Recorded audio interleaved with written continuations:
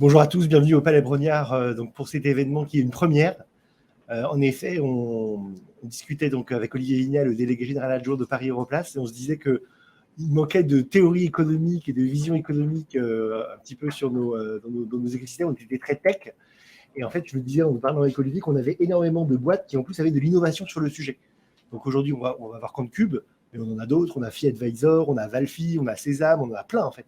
Donc on s'est dit qu'on allait faire un événement régulier, donc 3 à 4 fois par an. Donc aujourd'hui, c'est la première, donc ne vous en voulez pas s'il y a des petits couacs, etc. Mais aujourd'hui, c'est la première, où en fait, on aura 2 chroniqueurs invités qui seront donc nos habitués. Donc Olivier Vignal, le délégué général adjoint de Paris Europlace, qui va nous donner une vision de la conjoncture au niveau macroéconomique international et français. Et Éric Galliègue, le directeur général de Valcompte, qui lui aura la vision des entreprises CAC 40, SBF 120, la façon dont elles réagissent à la conjoncture. Donc ça sera nos chroniqueurs qui viendront donc, tous les trimestres nous parler d'évolution de la conjoncture. En plus, comme on filme, on pourra savoir s'ils se trompent ou pas. On va tester si, la validité des prédictions. Et aujourd'hui, on a invité donc, pour notre premier numéro donc, Tan Long de Quantcube, donc une fintech qui utilise le big data et des nouvelles données justement pour avoir une vision de la conjoncture. Donc c'est intéressant. Donc on procédera donc pour les prochaines séances. Donc, Olivier, Eric et ensuite l'invité. Exceptionnellement aujourd'hui, on va commencer par Tan Long, qui a une petite contrainte donc horaire. On va commencer donc par Tan Long qui va nous présenter la conjoncture avec les nouvelles données. Et donc, merci aux présents qui sont là physiquement au Palais Brognard. Merci aussi aux personnes qui sont en digital, online. Et dernière information, on fait donc dans ce cadre-là, si vous êtes intéressé, si vous le souhaitez, on peut venir voir vos équipes, voir vos COMEX pour présenter donc, cette vision de la conjoncture.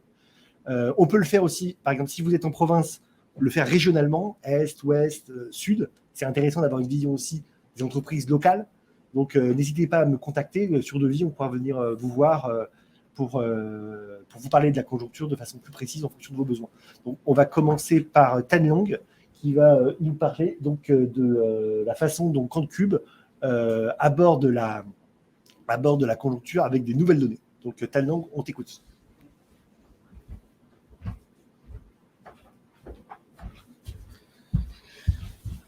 Bonjour à toutes et à tous et grand merci pour cette invitation, pour cette première, pour présenter ce qu'on voit de l'analyse de la conjoncture à partir du Big Data. En me présentant, donc je suis Tan Long, l'un des fondateurs de la société Quantcube, en charge de tout ce qui est Business Applications. Et avant cela, j'avais passé à peu près une quinzaine d'années en ce qu'on appelle stratégie quantitative d'investissement. La société Quantcube, c'est à peu près 70 personnes actuellement et on s'attend à une très très forte croissance aussi ces 6 prochains mois parce que voilà, dans un monde de plus en plus incertain, on a besoin de plus en plus de données.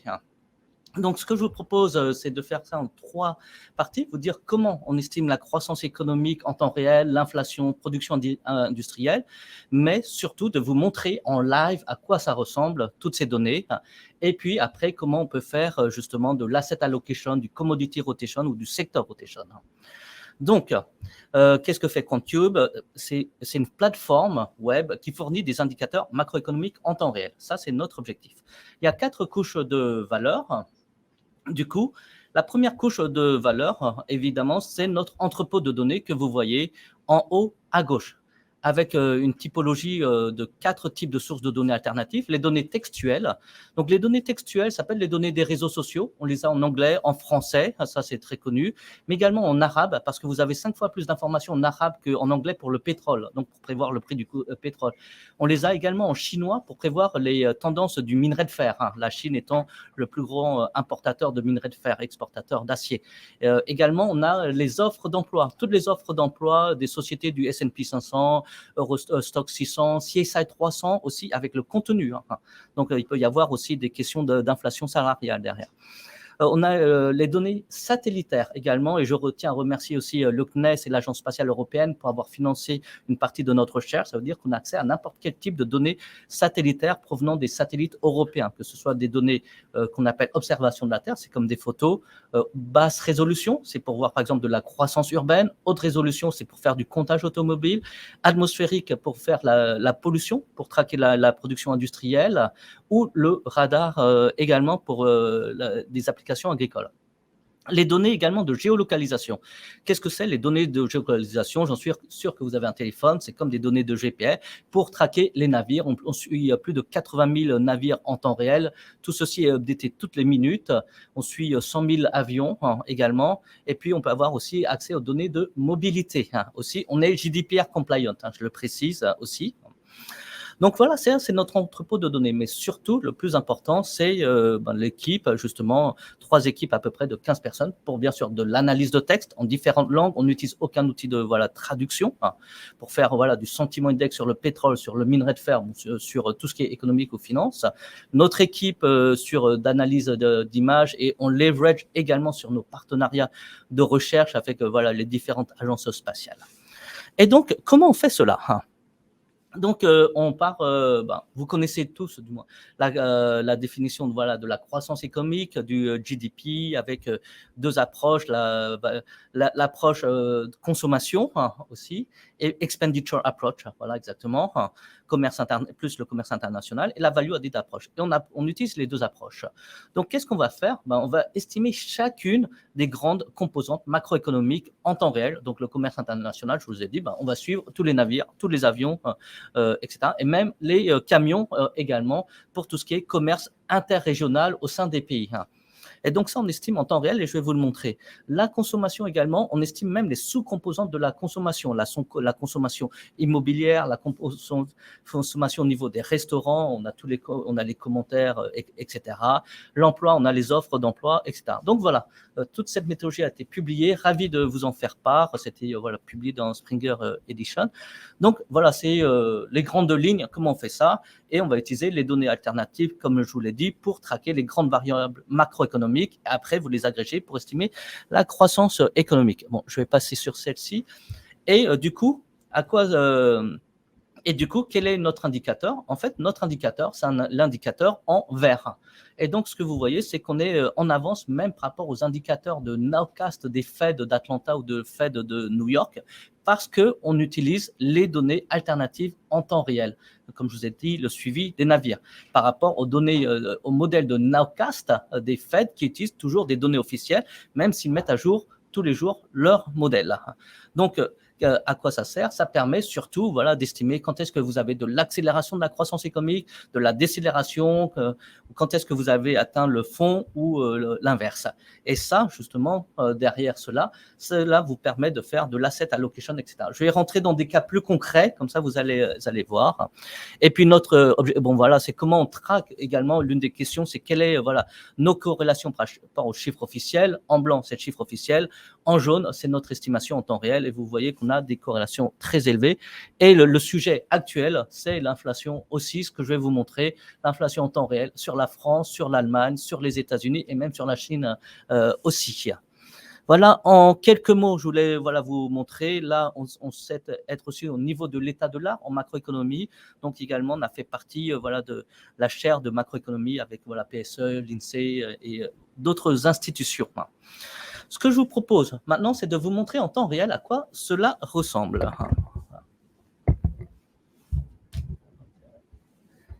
Excusez-moi. Hop là.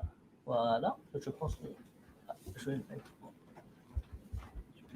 Hop, voilà. Ça devrait être bon, j'espère. Voilà.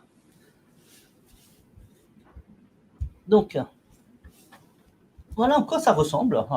De l'économie en temps réel maintenant. Donc, à gauche, vous avez une estimation en temps réel de la croissance économique. C'est ce qu'on appelle le nowcast. Et à droite, vous voyez, c'est les évolutions. Maintenant, avant, c'était des productions du GDP une fois par trimestre. C'est toujours cela. Et maintenant, on l'estime au jour le jour avec accès aux données historiques. Donc, ce que vous voyez à gauche, vous voyez, c'était updaté au 23 juin, où on en est la croissance économique. Donc, en même temps, ce qui est très intéressant aussi, c'est ce qui se passe sur la Chine. Et on va vous dire aussi par transparence maintenant comment on estime aussi qu'est-ce qu'on voit sur la Chine, comme on pourrait le faire pour n'importe quel autre pays. Donc, une chose qui est très unique aussi, on est les seuls aussi à vous dire ce qui se passe au niveau sectoriel en Chine. Pourquoi ? Parce qu'on récupère toutes les offres d'emploi de chacune des sociétés du CSI 300. CSI 300 qui est l'indice chinois. Et puis après, on l'agrège au niveau sectoriel. Donc, ce que vous pouvez voir, après, on fait des variations en year of year. Et puis, vous voyez ici une courbe orange qui est négative. Ce n'est pas très bon signe, surtout quand vous voyez que c'est le secteur financier. Là, d'accord ? Et donc, vous voyez aussi une très forte chute après, en fait, la faillite de Evergrande, qui est le second promoteur immobilier chinois. Si vous regardez d'ailleurs les programmes immobiliers chinois, ici en France, un programme immobilier, c'est un immeuble de 6 étages. Là-bas, c'est 4 tours de 50 étages. Et après, les données officielles sectorielles n'existent pas sur la Chine. Et donc, comment on peut valider la qualité de nos données par rapport à ces données sectorielles ? Donc, qu'est-ce qu'on a fait ? On a agrégé cela au niveau national. Donc là, vous avez le secteur de la finance, mais on a en fait les 11 secteurs qu'on appelle GICS, d'accord ? Vous avez le Consumer Discretionary, qui est une composante importante de la consommation, d'accord ? Et puis après, comment on va valider cela en même temps ? Je vais vous montrer. On a agrégé cela au niveau national, comme vous l'avez au niveau sectoriel. Les chiffres en blanc, ce sont les chiffres officiels, et les chiffres en jaune, c'est notre estimation. Donc, ce que vous pouvez voir, on a 90% de corrélation avec les chiffres officiels. Les chiffres de l'emploi sont quand même de bonne qualité. Voilà, je précise ça. Et simplement, c'est qu'on est en 4 et 5 mois en avance par rapport aux chiffres officiels nationaux. C'est comme ça aussi qu'on a pu valider la qualité aussi de nos données au niveau national et donc sectoriel. Maintenant, une des questions qu'on nous a posées très souvent, c'est qu'est-ce qui se passe au niveau de la supply chain aussi, l'impact de la supply chain. Et donc, comme je vous l'ai dit, on a aussi les données de, je vais vous montrer, ça c'est assez amusant. Donc voilà, ici, voilà, on est à Paris, hop, on suit tous les navires en temps réel, voilà, vous les voyez tous. Donc voilà, on est ici. Bon, un peu moins de navires en France qu'à Shanghai aussi. Et donc après, qu'est-ce qu'on a fait ? On est capable de suivre les navires vraiment en temps réel, port par port, plusieurs centaines. Et donc là, on a pris le premier port qui est le port de Shanghai. Et puis ce que vous pouvez voir, c'est qu'on est capable même de suivre par type de navire. Donc les bulk carriers, ce sont les navires qui transportent justement les commodités agricoles, type, vous en avez entendu parler, du blé aussi. Donc on peut voir voilà, d'où ils partent et où est-ce qu'ils arrivent aussi. Et là, ce que je voulais vous montrer, c'est que voilà, il n'y a plus de problème de congestion dans les ports. Mais on a vu dans la presse que peut-être la production industrielle repartait en Chine. Et je vais vous montrer que nous, on ne pense pas. Pourquoi ? Et c'est là qu'on va utiliser maintenant les données satellitaires. Donc, on est capable d'utiliser les données satellitaires ville par ville. Donc là, on était sur Shanghai, qui est le premier port. Et donc, il y a eu, je pense que vous le savez, que la Chine est rentrée en période de lockdown le 27 mars dernier, du moins la date, c'est le 27 mars. Donc, je vais vous montrer ce qu'on a fait. Voilà, on va arriver juste un peu avant le 27 mars, donc le 3 mars 2022. En rouge foncé, c'est la densité de NO2 dans l'air au-dessus de la ville de Shanghai. Le NO2, c'est un gaz polluant émis par le secteur heavy industry. Donc, c'est un bon indicateur de la production industrielle pour les tendances. D'accord ? Et du coup, regardez, donc ça veut dire que vous avez une bonne production industrielle sur la ville de Shanghai. Hop, on part, 21 mars, et le 29 mars, je vous ai dit, le 27, c'est le lockdown. Et regardez, et le ciel s'éclaircit. Voilà. Et donc, vous voyez que la production industrielle est complètement arrêtée déjà au 16 avril. Donc maintenant, comment on va utiliser cela ? C'est pour voir les points de retournement aussi. Et donc là, aujourd'hui, nous sommes le 23 juin, voilà. Le 21 juin, c'est là. Et regardez, mi-juin, il n'y a toujours rien. Et ça vient juste de repartir au 18 juin. Voilà, la semaine. Donc là, c'est la production industrielle. Une autre variable macroéconomique que je vous ai promis, c'est l'inflation. Donc voilà, j'ai entendu, voilà, il y en avait qui me disaient, mais l'inflation, on a atteint un plateau, c'est le mois dernier. Quand on voit les données, on ne pense pas qu'on a atteint un plateau, vous le voyez. Là, c'est l'estimation voilà, de l'inflation au 22 juin. Changement year of year, donc vous voyez qu'on est encore sur une tendance à la hausse. Et tout cela parce que, en fait, comme on a construit cet indicateur, on a regardé qu'est-ce qui explique la variance de l'inflation, les prix des fruits, des légumes, mais également de l'énergie, des travel packages. On récupère plus de 5 millions de prix par jour et donc on est vraiment capable de reconstituer l'inflation en temps réel. Donc là, et vous voyez, en fait, qu'est-ce qui explique l'inflation. La même chose sur l'Allemagne où le consensus ne pensait pas que l'inflation allait être aussi élevée. Nous, on l'a vu aussi ce pic monter aussi pendant le mois de mai. Donc, c'est le mois dernier. Voilà, donc encore, c'est en temps réel. Et puis, également sur les US aussi. Je vais vous montrer. Donc là, on a vu, nous, en novembre 2021, c'était le plus gros pic d'inflation depuis les 30 dernières années. Et on l'a vu monter en temps réel ici. Vous voyez, tout est updaté en temps réel. Voilà. Et donc, voilà, on a pensé qu'on a atteint un plateau et puis ça continue de repartir. Voilà. Donc, c'était pour vous montrer. Bon, allez, une petite chose aussi qu'on fait, ça va prendre un petit peu plus de temps à charger. Maintenant, on suit tous les lacs dans le monde aussi pour faire les prévisions des prix agricoles, que ce soit du blé, du maïs, du coton, etc. Pour cela, on suit plus de 10 000 lacs en temps réel à travers le monde. Donc, voilà. Là, on est en train de charger les données satellitaires. Ça va durer peut-être 30 secondes. Mais les différentes applications, c'est pour voir les niveaux de sécheresse. Vous mappez cela avec les commodités agricoles. Ça va vous donner, bien sûr, et vous utilisez aussi les prévisions des données météorologiques à 10 jours, ça va vous donner les rendements agricoles. Si vous avez un barrage derrière, si vous connaissez les caractéristiques du barrage, vous estimez l'énergie hydroélectrique. Et puis également, vous pouvez voir le lac Tchad aussi, vers le Mali, et c'est le risque géopolitique. Donc actuellement, voulant parler de la conjoncture aussi des marchés, donc je vais vous montrer ce qui se passe en Inde aussi. Donc, Rajasthan, bon, vous connaissez, et c'est aussi l'une des plus grandes régions productrices de coton. Et donc là, voilà, c'est vers ici, là, le Rajasthan. Voilà, on suit tous les lacs. Et je prends vraiment un lac. Hop. Et donc là, ce que vous allez voir, c'est le lac que je vous ai choisi. Et donc là, en vert, c'est la superficie du lac. Ça, c'était au 9 juin 2019. En blanc, c'est la superficie maximum du lac. Donc là, et après, on va voir, ça prend un petit peu de temps. Voilà, c'est l'évolution de la taille du lac. Je regarde un petit peu.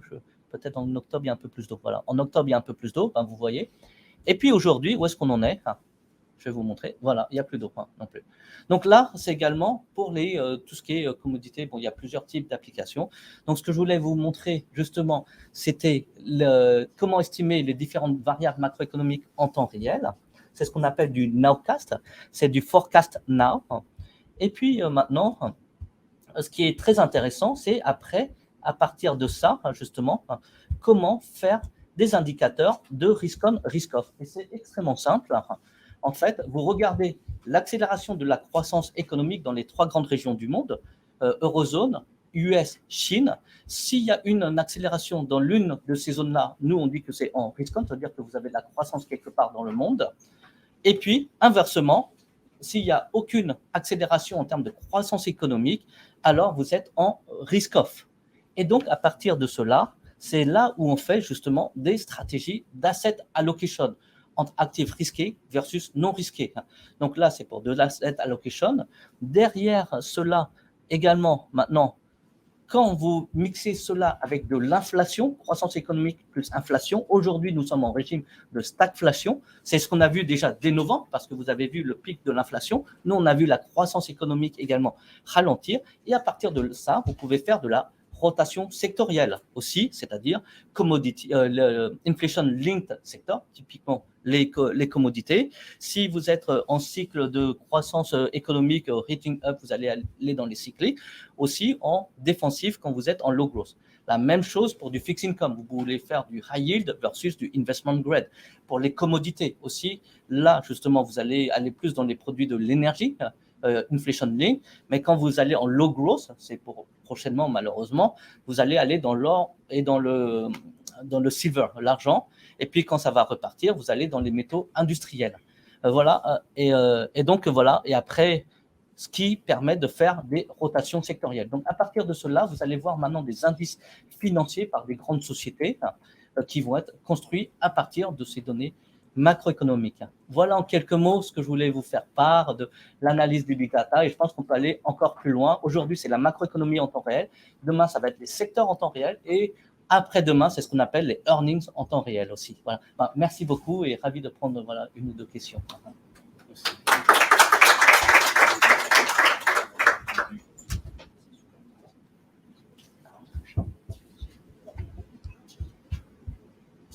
Oui. Cette question, c'est possible concernant l'inflation, oui. Les estimations de l'inflation. Vous avez dit que vous releviez plusieurs prix. Comment relevez-vous ces prix en fait?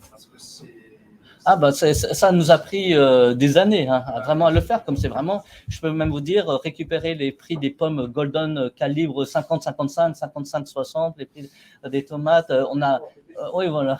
Et maintenant, c'est pour ça aussi, quand je fais mes cours, je fais très attention aussi aux fruits, aux différentes saisons, mais également on récupère plus de 15 000 prix à la pompe aussi, donc ça va vous donner aussi les offres de voyage, même les commentaires des hôtels, des restaurants, tout ça. Tout ça, c'est sur les sites internet. Oui, où on a fait aussi des partenariats aussi avec des corporates où on a accès à des données exclusives que personne n'a non plus. Donc, c'est pas que des non. Des accords avec ouais. Typiquement, avec même l'agence, avec le CNES aussi, on a une très bonne collaboration pour avoir accès aux données satellitaires, par exemple. Oui. Une autre question, sur quelles données économiques vous avez eu des problèmes justement à estimer? Est-ce qu'il y a Est-ce qu'il y a des sujets économiques qui sont particulièrement difficiles, vous pensez? Le plus dur, c'est la Chine. Je dirais, aux États-Unis, tout s'achète. Donc, on peut estimer la croissance économique. Par contre, en Chine, c'est beaucoup plus difficile. Du coup, la première chose qu'on a fait, c'était de calibrer nos modèles sur les US et sur l'Europe, s'assurer que ça marche bien. Et après, on a transposé ça sur la Chine. Après, parfois, on peut avoir des écarts, justement, et on va expliquer les écarts et se dire, est-ce qu'il y a une variable ou une donnée alternative qui aurait pu diminuer cet écart? Je pense par exemple au Japon aussi, il y a des politiques fiscales. Donc avant, on n'avait pas pris en compte non plus les politiques fiscales qui ont un impact sur le GDP aussi, par exemple. Question dans le chat. On a quelques questions en ligne. Quels sont les indicateurs microéconomiques qui permettent de prédire les retournements d'inflation? Les indicateurs micro, en fait, l'inflation, il y a plusieurs composantes dans l'inflation. Là, je dirais l'inflation est drivée par l'énergie, je dirais. Mais après, si on prend le core CPI, c'est-à-dire en dehors de l'énergie, là, ce qu'il faut regarder de très près, c'est l'inflation salariale. Et du coup, comme on a, nous, toutes les offres d'emploi, là, on peut voir de l'inflation salariale, dans certains secteurs et aussi dans différents types de spécificités, du moins, de compétences. Voilà. Et c'est là où, mais avant, à un moment, on a même vu l'inflation allait être négative, je pense il y a à peu près 2 ans, jour pour jour. Et ça, donc, ça dépend des différentes composantes aussi. D'accord, merci. Autre question de Olivier Champagne. Quels sont les écarts entre les évaluations que vous avez faites et la réalité des données post-période? Faites-vous des corrections des facteurs au fur et à mesure? Donc, effectivement, oui, on peut avoir des écarts, mais les écarts, plus on a de l'expérience, la courbe d'apprentissage notamment, et les écarts se réduisent aussi. Donc, au départ, on avait moins de sources de données, donc plus d'écarts. Et puis après, surtout, c'est la compréhension des écarts. Donc, on ne va pas cruncher de la donnée pour de la donnée. On cherche d'abord qu'est-ce qu'on recherche. On va identifier les drivers, donc soit les drivers de la croissance économique, les drivers d'un secteur. Et puis après, on va chercher les données alternatives qui traquent ces drivers. Voilà. Il y a une question. Tu pourras m'envoyer les questions. Voilà. Merci beaucoup à toutes et à tous. Et n'hésitez pas, ravi de répondre à toutes les questions par email aussi. Merci.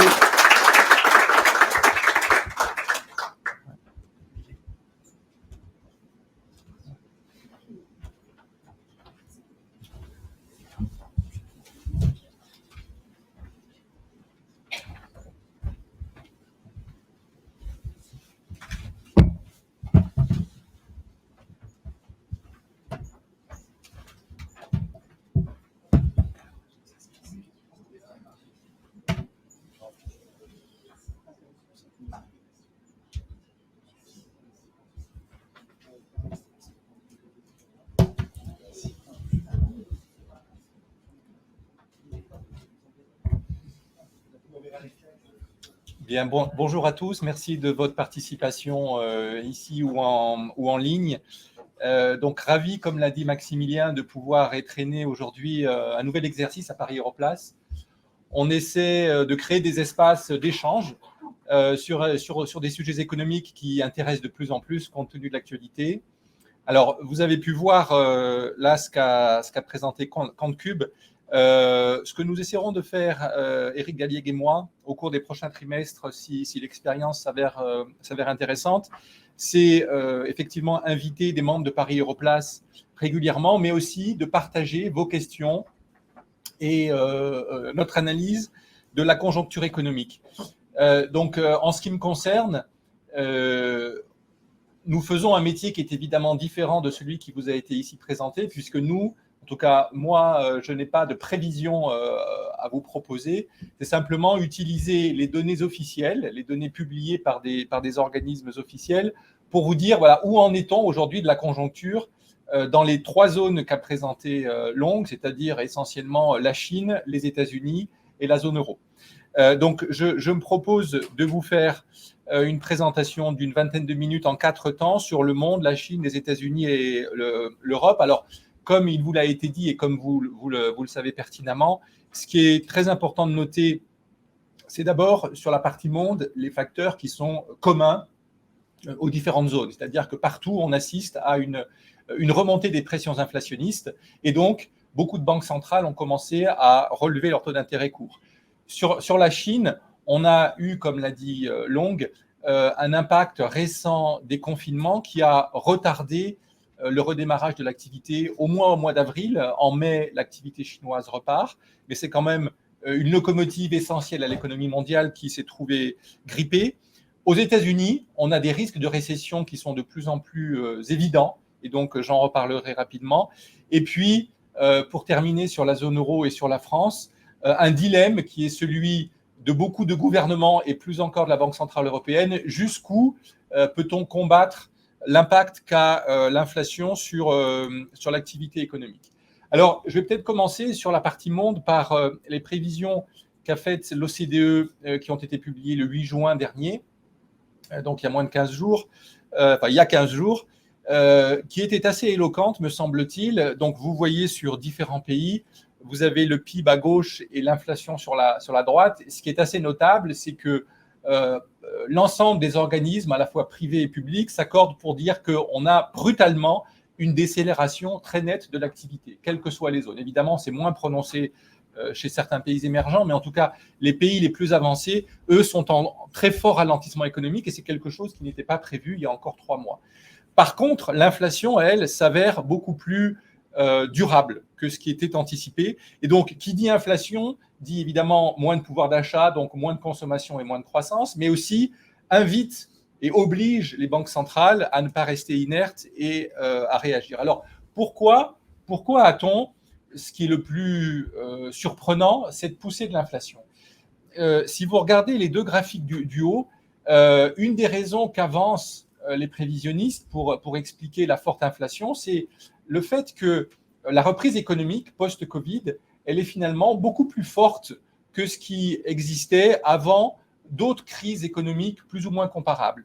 Là, j'ai repris les prévisions sur les 2 graphiques du haut, j'ai repris les prévisions qu'a faites l'OCDE et j'ai comparé le niveau du PIB américain et le niveau du PIB français en les basant à 100 à leur dernier pic avant la crise financière 2008-2009 d'une part, et à fin 2019, avant la crise du Covid d'autre part. Donc vous voyez en noir, pour les États-Unis à gauche et pour la France sur la droite, comment le PIB, après la crise de 2008-2009, la grande crise financière, avait pu réagir. Et puis vous avez, sur les 2 courbes rouges, comment aujourd'hui l'OCDE voit le PIB américain et le PIB français. Vous voyez que les deux courbes rouges sont au-dessus des courbes noires. Ça veut dire quoi? Ça veut dire qu'aujourd'hui, on s'attend, quel que soit le nowcasting qui vous a été présenté précédemment, on s'attend en scénario central, évidemment, aujourd'hui, compte tenu de l'information, à ce que la reprise économique, d'ici la fin 2023, soit quand même nettement plus forte que ce qu'elle avait été après la crise financière de 2008-2009, pour ces 2 pays au moins. Ça veut dire que vous avez, toutes choses égales par ailleurs, des pressions inflationnistes qui devraient naturellement repartir compte tenu de cette vigueur de la reprise. C'est assez naturel parce que le Covid, c'était en fait un enfermement des agences économiques pour des raisons sanitaires, pas pour des raisons économiques fondamentales comme ça avait été le cas en 2008-2009. Et donc, concrètement, on assiste d'ores et déjà, vous le voyez sur les deux graphiques du bas, à ce que quasiment partout, à quelques exceptions près, notamment la Chine, c'est moins net, on a toujours une inflation qui est voisine de 2% en Chine, on assiste sur le graphique bas gauche dans les pays avancés et comme bas droite dans les pays émergents à une poussée extrêmement forte de l'inflation. Si vous regardez la Turquie, aujourd'hui, on a une inflation qui, sur un an, est à 70%. C'est des chiffres absolument colossaux. Donc, reprise économique beaucoup plus forte, évidemment l'impact du Covid, les difficultés des chaînes logistiques, donc inflation. Ce qui est aussi notable, c'est que on a une pression de la concurrence qui est sans doute moins forte qu'avant. Vous voyez sur ces deux graphiques, alors j'ai mis les exportations à la fois mondiales des pays avancés et des pays émergents sur la même échelle que la production industrielle qui est sur le graphique de droite. Et vous voyez que les courbes, elles se comportent différemment. Qu'est-ce qu'on voit ? On voit que sur le graphique de droite, la production industrielle, elle repart beaucoup plus vite, au moins chez les pays avancés qui tirent la croissance mondiale, beaucoup plus vite que ne repartent ces mêmes exportations des pays émergents. Donc, les pays émergents ont une production industrielle qui repart beaucoup plus vite que leurs exportations, ce qui est en fait paradoxal puisque pendant un demi-siècle, ces pays émergents ont tiré la croissance mondiale beaucoup grâce à leurs exportations. Aujourd'hui, eh bien, le commerce mondial, pour dire les choses autrement, tire moins la croissance mondiale que ça n'est le cas des moteurs intérieurs, au moins des pays émergents. Donc ça, ce sont des phénomènes globaux qu'il est important d'avoir en tête, je pense, et d'illustrer.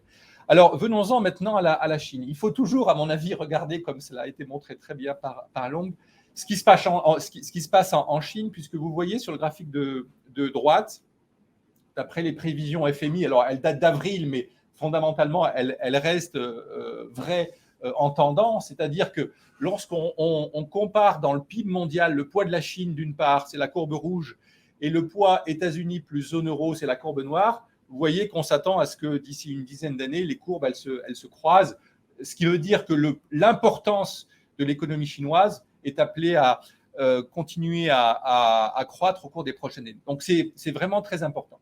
Et alors, qu'est-ce qu'on voit en Chine ? En Chine, on n'a pas encore de chiffres sur le PIB T2, il n'est pas terminé, on le saura dans quelques semaines. Mais vous savez que les autorités chinoises ont un objectif, une ambition d'avoir une croissance 2022 à 5,5%. Le dernier chiffre connu sur un an, c'était 4,8% sur le PIB à fin mars 2022. Ça veut dire que la Chine risque, d'après nous, et d'après beaucoup d'observateurs, d'avoir une croissance qui ne sera pas, même si le président Xi Jinping a dit le contraire, je crois hier, risque de ne pas avoir un chiffre 2022 pour le PIB à 5,5. Et ça a beaucoup d'impact, non seulement en Chine, mais aussi pour l'ensemble des économies. Alors, pourquoi ces difficultés chinoises ? Parce que en principe, quand on a une cible officielle de croissance, chacun en Chine fait tout ce qu'il peut pour y parvenir. D'abord, vous voyez que ça a été illustré, ça a été dit à propos d'Evergrande. Ce qui est notable, en haut à droite, le secteur immobilier qui a beaucoup tiré la croissance chinoise au cours des dernières années, voire décennies, est en difficulté. Et ce, malgré la baisse des taux d'intérêt. Vous voyez sur le graphique en haut à gauche, les différents taux d'intérêt qui existent en Chine ont été baissés par la Banque centrale. Ça n'a pas suffi à rendre la production dans le secteur de la construction suffisamment dynamique pour tirer le PIB. Et les indicateurs avancés, alors vous les voyez sur les deux graphiques du bas, ce qu'on appelle les PMIs, les Purchasing Manager Index. Vous en avez qui sont ceux officiels de l'Institut statistique chinois. Vous en avez d'autres publiés par Caixin sur le secteur privé. Ils sont en dessous du seuil symbolique des 50. Et plus encore dans le secteur des services non-manufacturing en bas à droite. Ça veut dire quoi ? Ça veut dire que notamment les indicateurs avancés parmi les plus avancés, c'est-à-dire les nouvelles commandes ou les perspectives d'activité qui sont en courbe rouge, elles ont un peu remonté par rapport au creux d'avril 2022, mais elles restent en mai à des niveaux qui sont très en dessous du seuil des 50. Ça veut dire qu'on est en décélération. Ça veut dire que d'après ces indicateurs, alors qui valent ce qu'ils valent, mais sur la Chine, comme cela a été dit, on n'a pas 150 indicateurs publics, eh bien, d'après ces indicateurs, on devrait être encore en décélération au deuxième trimestre 2022 pour la Chine, voire sans doute au troisième trimestre 2022. Alors, la Chine est également en difficulté sur d'autres points. Il y a une bonne nouvelle quand même en Chine, si j'ose dire, c'est que l'inflation, vous le voyez sur le graphique en haut à gauche, c'est que l'inflation reste pour l'instant mesurée. On est toujours depuis plusieurs mois sur des niveaux d'inflation annuels voisins de 2%, ce qui est une bonne nouvelle pour la consommation des ménages, qui souffrent moins que ça n'est le cas dans des pays comme les États-Unis ici, où l'inflation s'approche des 9%. J'y reviendrai. Évidemment, ce qui est inquiétant en Chine, c'est le graphique du bas. Ce sont les exportations. Les exportations ici de biens patinent et même diminuent au cours des derniers mois. Le dernier mois connu, c'est le mois d'avril. Elles souffrent, et ce, malgré la dépréciation de la monnaie chinoise. Vous le voyez en haut à droite par rapport au dollar. La monnaie chinoise s'est brutalement dépréciée.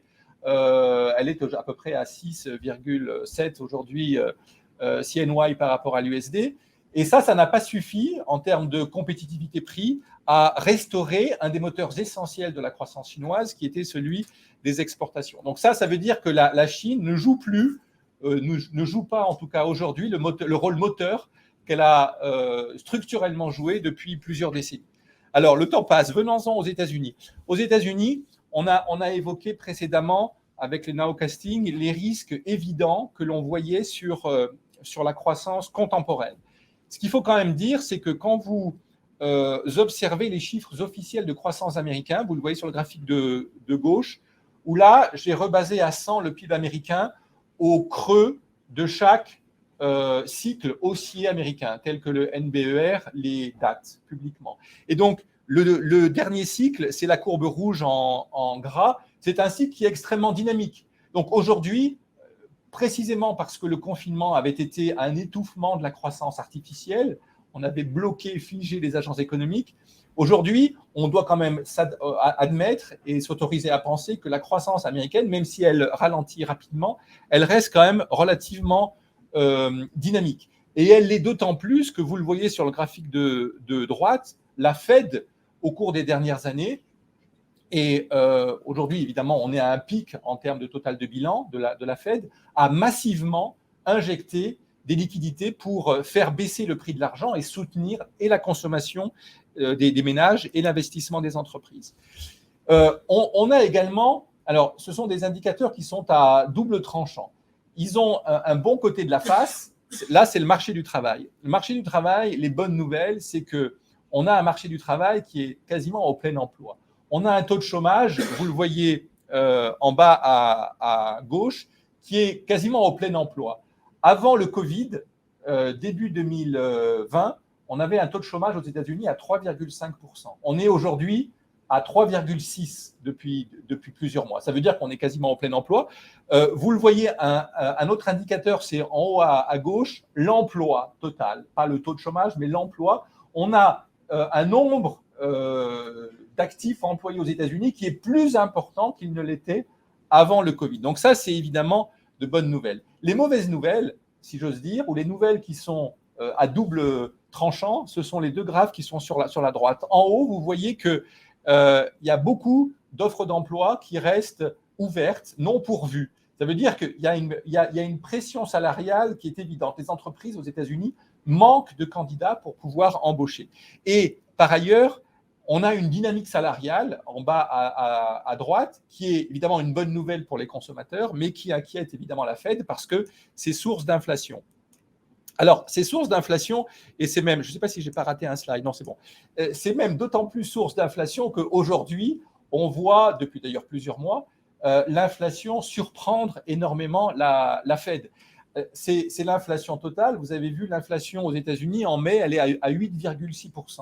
Ça, c'est l'inflation totale. Et même l'inflation sous-jacente, elle est à 6%. C'est évidemment, donc l'inflation sous-jacente, ça veut dire que même quand on enlève les composantes volatiles, on a un auto-entretien des pressions inflationnistes. Ça veut dire que la Fed, elle doit réagir. Elle a réagi le 15 juin dernier en augmentant ses taux directeurs. Alors, vous le voyez en haut à droite, on reste quand même avec des taux courts, aujourd'hui entre 1,5 et 1,75%, qui historiquement sont très bas. Mais jamais la Fed n'avait augmenté de 75 points de base ses taux comme elle l'a fait le 15 juin depuis 1994. C'est-à-dire qu'elle est très agressive. Et Powell a reconnu hier qu'il y avait un risque de récession qui serait difficile à gérer, c'est-à-dire que la Fed va devoir de façon assez agressive, sans doute au cours des prochains trimestres et même mois, remonter ses taux d'intérêt. Ce qui veut dire que sur les taux longs, vous le voyez en bas sur la gauche, eh bien, on est dans une situation où les taux longs, aujourd'hui, ils sont remontés au-dessus de 3%. Ils étaient descendus à 0,7% pendant le Covid. Donc, le prix de l'argent, il remonte pour l'État américain, il remonte pour tous les ménages qui souhaitent s'endetter pour acheter un appartement ou une maison, également sur des maturités longues, et aussi pour les entreprises. Donc, quand vous avez une pente des taux, là, en bas à droite, vous avez la différence entre le taux 10 ans américain et le taux 2 ans, qui s'aplatit, qui tangente zéro. En général, c'est, on va dire, 1 an à 2 ans avant, signe de récession. Sur le graphique en bas à droite, vous avez les zones grises, ce sont des récessions au sens NBER américain.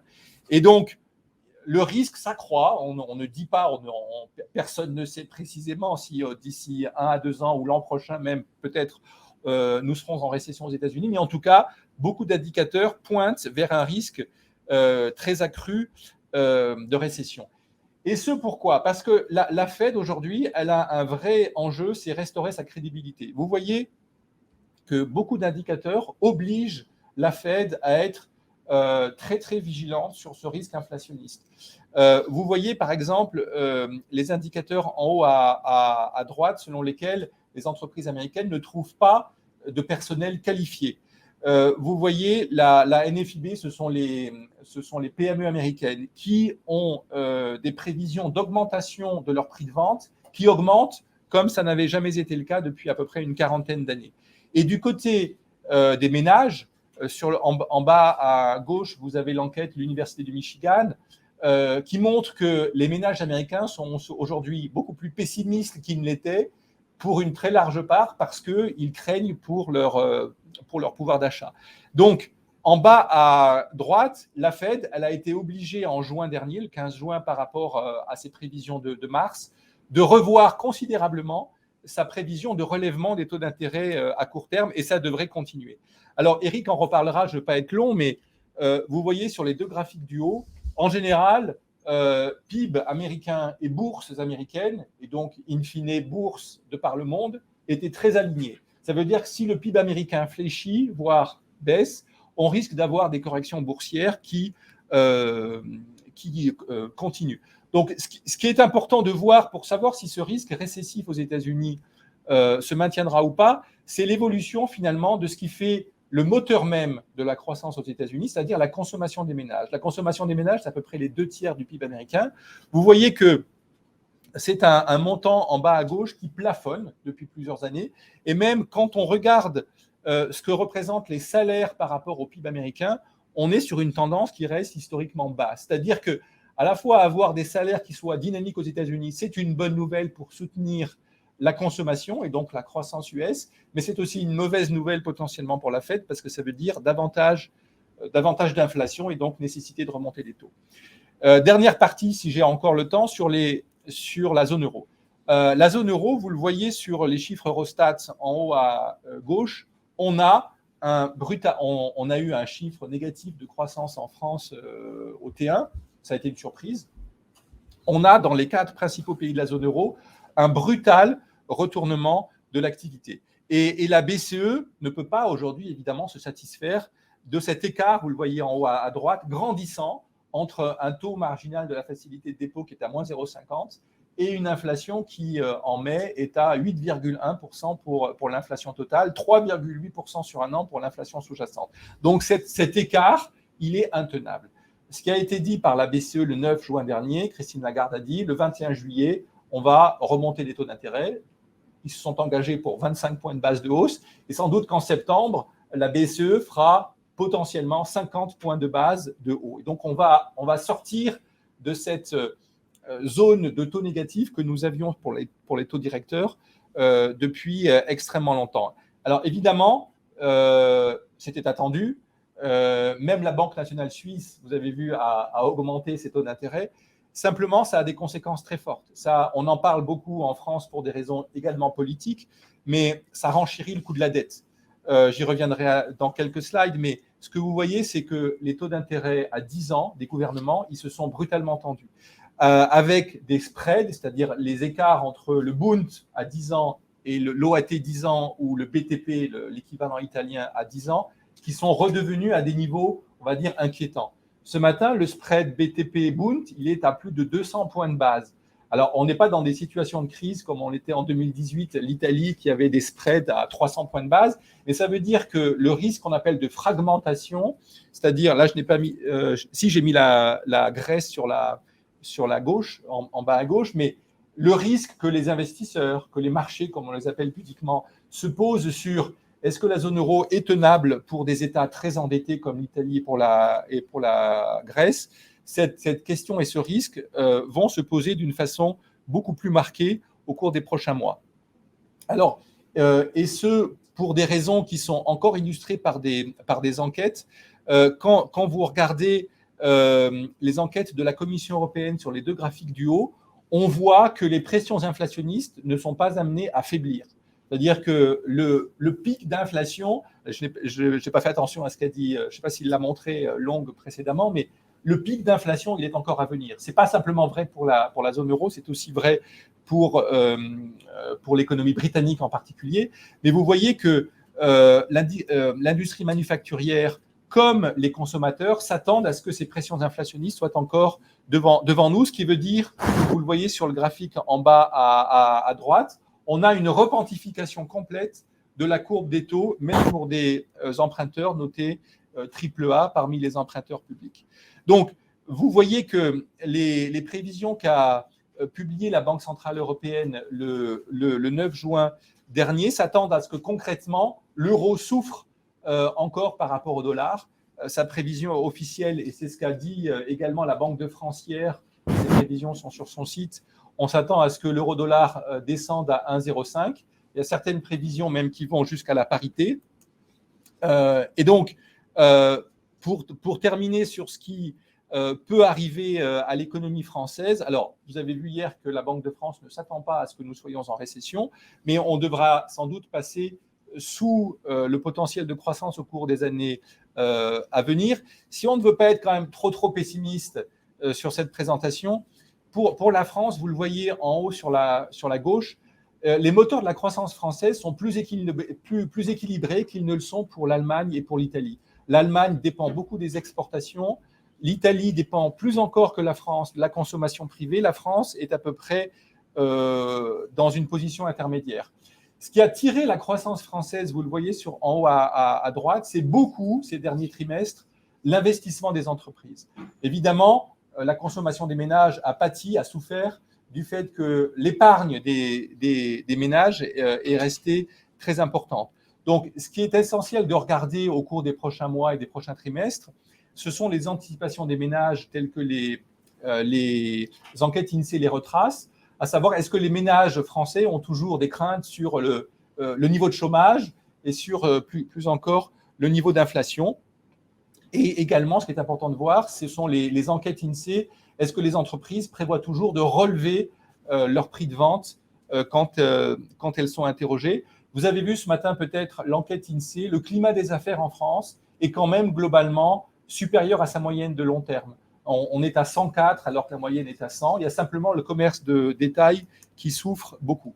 Donc, pour simplement conclure, on a aujourd'hui une grosse menace qui est l'inflation, parce qu'elle oblige à faire aux banques centrales et parce qu'elle coûte en termes de pouvoir d'achat aux ménages et donc en termes de croissance. Donc, il y a deux conséquences principales à cela. D'abord, cette remontée des taux courts et longs, ça va se traduire par un coût économique, voire des risques de récession aux États-Unis. Et de façon un peu plus moyen-long terme, ce que ça va obliger à faire du côté des autorités, notamment budgétaires, c'est à s'intéresser à des politiques structurelles. On ne pourra plus faire du fine-tuning, du réglage fin sur les taux d'intérêt, sur des relances budgétaires. On n'a plus les moyens. Ça va être sans doute de regarder ce qui peut augmenter structurellement la productivité en particulier, parce que les niveaux de dette publique, vous les voyez sur les deux graphiques du haut, sont à des niveaux historiquement élevés. On a une très forte hétérogénéité des niveaux de dette publique et privée, notamment les entreprises en France. Et par ailleurs, le risque dont on pourrait aussi parler, c'est l'impact sur les marchés immobiliers qu'auront de par le monde les relèvements de taux d'intérêt à court et long terme. Voilà. Donc, le panneau des risques, il penche, comme l'a dit Long, vers un risk off, qui veut dire $1 et un or sans doute qui rassurent, qui font office de valeur refuge lorsqu'on est en situation d'incertitude, et avec un aplatissement des courbes de taux qui sont, au moins aux États-Unis, souvent annonciateurs de récession. Voilà, j'espère ne pas avoir été long. Si vous avez des questions, volontiers. Merci.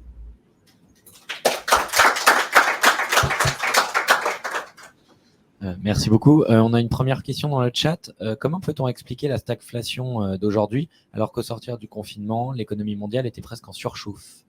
C'est vrai. Alors, stagflation, ça veut dire inflation élevée et croissance basse. Donc, inflation élevée parce qu'on a eu des perturbations sur les chaînes logistiques, parce que la guerre en Ukraine a renchéri le prix des matières premières. Aujourd'hui, la principale source de cette inflation élevée, c'est le fait que la hausse des prix des intrants, des facteurs de production, elle se diffuse à toute la chaîne, y compris au prix à la consommation. Donc ça devrait rester encore pendant quelques années à cause du déconfinement progressif et à cause des perturbations accrues par la guerre en Ukraine. Sur le fait que l'activité patine, c'est lié au fait que une inflation plus forte, ça veut dire des ménages qui consomment moins, ça veut dire des entreprises qui investissent moins parce qu'elles voient que les incertitudes s'accumulent. Et on en appelle au secours à la fois les banques centrales pour augmenter leur taux d'intérêt sans doute, mais parce que c'est leur mandat, mais pas trop, parce que vous le savez, les banques centrales, implicitement ou explicitement, ont un deuxième objectif qui n'est pas simplement la stabilité monétaire des prix, c'est la stabilité financière. Il ne faut pas que la zone euro explose. Et puis, du côté des entreprises, on aimerait avoir un soutien budgétaire, un soutien de la part des États. Simplement, la difficulté, c'est que les États, y compris les États-Unis, sont très endettés. Donc, quand on est en phase d'incertitude, les agences économiques, ménages et entreprises attendent de voir quels sont les coins de ciel bleu. Et pour l'instant, il est trop tôt pour les voir. Donc, ça pourrait durer. Et FMI, comme OCDE, comme les organismes privés, s'attendent à ce que, au moins jusqu'en 2024, l'activité décélère. Ça va sans doute se maintenir quelques trimestres au moins, voire quelques années. Merci beaucoup. Une deuxième question. La BCE n'est-elle pas condamnée à limiter très fortement la hausse des taux, de peur de faire exploser l'euro? La Grèce, l'Italie ne résisteront pas à une hausse trop forte des taux? Alors, c'est une question difficile. La BCE espère et en général prend ses décisions par consensus. Et vous savez que parmi tous les membres du Conseil des gouverneurs, vous avez des faucons, notamment les pays d'Europe du Nord, pour faire court, et puis d'autres gouverneurs qui sont plus dovish, plus colombes, moins hawkish, pour utiliser des termes anglais, qui sont attentifs à ce que cette augmentation des taux ne se traduise pas par des primes de risque excessives. Ce qui est inquiétant, c'est le fait que les prévisions qu'avait faites, par exemple, l'OCDE sur les taux longs 10 ans à horizon fin 2023, qu'avait faites donc le 8 juin dernier, elles sont aujourd'hui périmées au sens où on est à des niveaux, notamment sur les taux italiens, qui sont déjà bien, bien supérieurs. Il est difficile d'imaginer que les taux longs italiens baissent au cours des prochains trimestres. Donc, il y a eu une réunion ad hoc de la BCE pour se dire, bon, effectivement, les taux courts vont devoir remonter compte tenu de l'inflation, les taux longs, mécaniquement, risquent aussi d'augmenter. Donc, que peut faire la BCE face à ce risque de fragmentation? Sans doute avoir des politiques d'achat d'actifs ciblées. Ça a été le cas avec le PEP, le Pandemic Emergency Purchase Programme, PEPP, qui a été créé en mars 2020.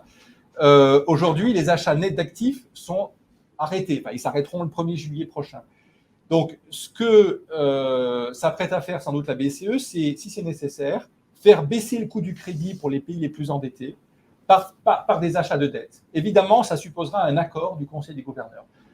C'est à mon avis ce qui s'y prête le plus. L'autre outil possible, c'est un outil qui avait été créé en 2011, je crois, pour la Grèce. C'est quand on a un risque de bank run, donc lorsque le système bancaire panique parce que les banques nationales, commerciales ont besoin de se refinancer auprès de la banque centrale nationale qui n'a plus d'argent, ce sont des versements d'argent, Emergency Liquidity Assistance, ELA, qu'a fait la BCE à la Banque centrale grecque. Ça, c'est peut-être l'instrument en dernier recours. Donc, essentiellement, d'abord, les achats d'actifs. Si on a des questions en physique, non, ça semble avoir été... Ah, une question.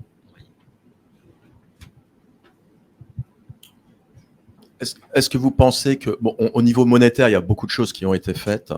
Maintenant, est-ce qu'il ne faut pas passer justement à d'autres types de stratégies, peut-être justement moins axées sur le monétaire, plus axées, je ne sais pas, sur les taxes, sur d'autres types de stratégies qui peuvent être peut-être pas orthodoxes, je ne sais pas.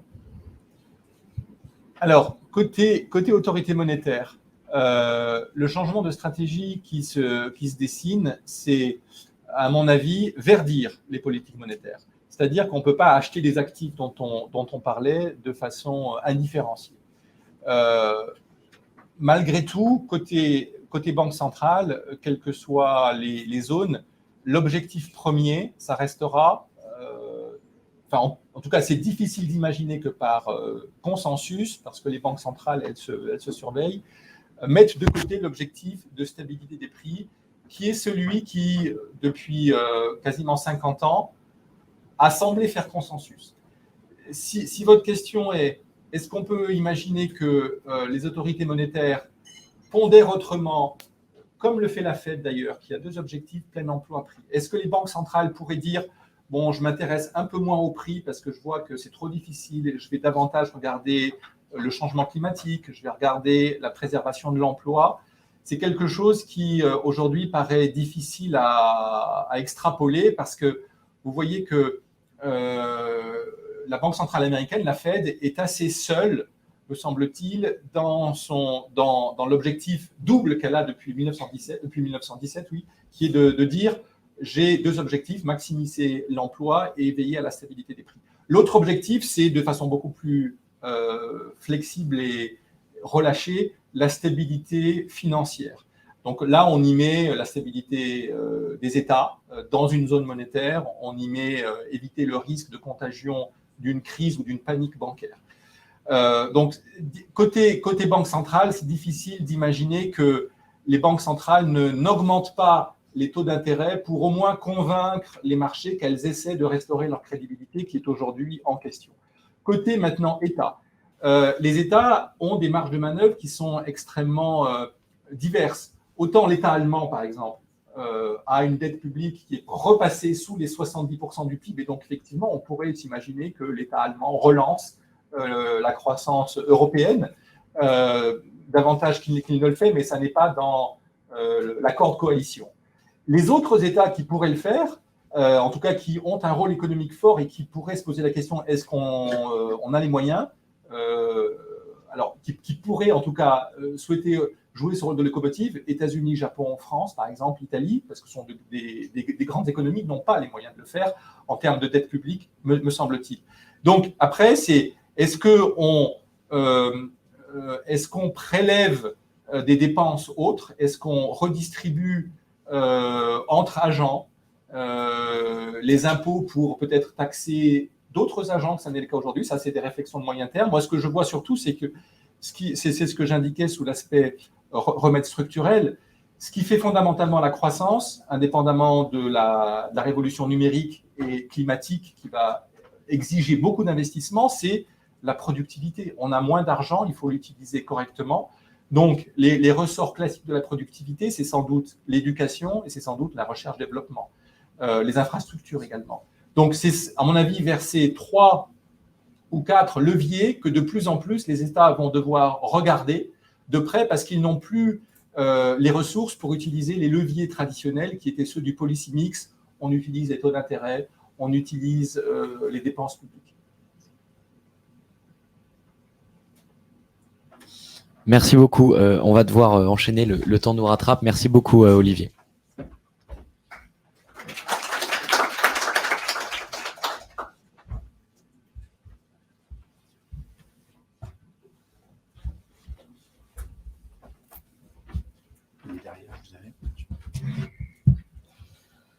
Bonjour à tous, Eric Galliègue, je suis analyste financier indépendant.